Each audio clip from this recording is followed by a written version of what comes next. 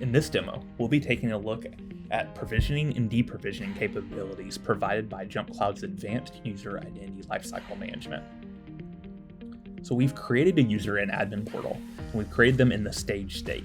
This will restrict their access to all applications and resources until they are moved to an active state.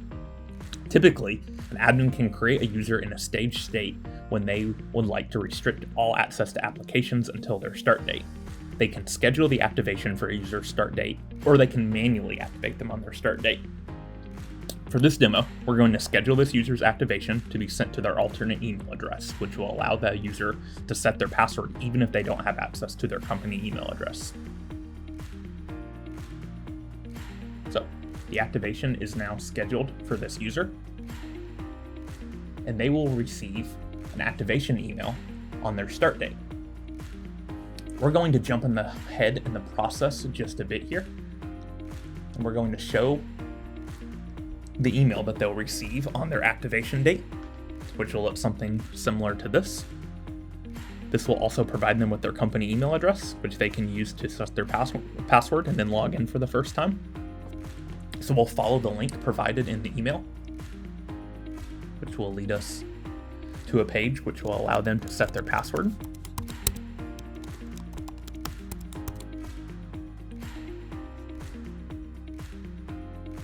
And they can then proceed to log in to User Portal for the first time.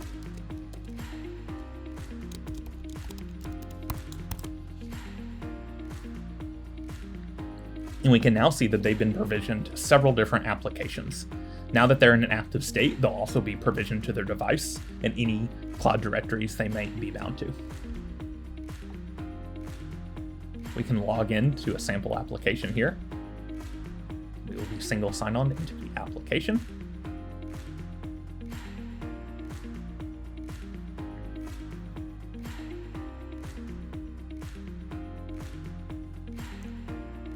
Back on Admin Portal, you can see that the user is in an active state, but once they are ready to leave the company, we can also move them to a suspended state.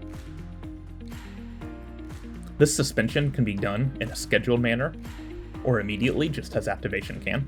And we can use this suspension prior to their leaving the company in an event such as a contractor that may be temporarily separated from the company or someone going on a short leave and other use cases that are similar. So we can schedule the activation.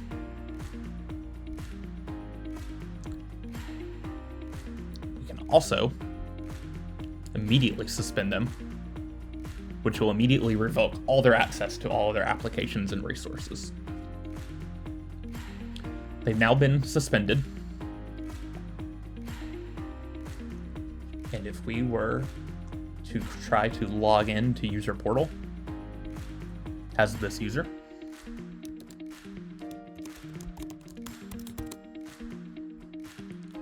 we can see they've been suspended, which will effectively restrict their access to every application that we saw earlier that they were provisioned access to. So they no longer have any single sign-on access available.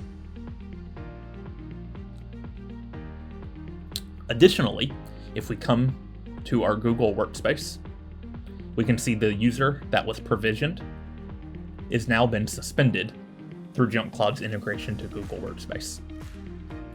In this way, we can see a quick demo that highlights all of the access changes from the time an employee is onboarded to the time that they leave the company or are separated from their company.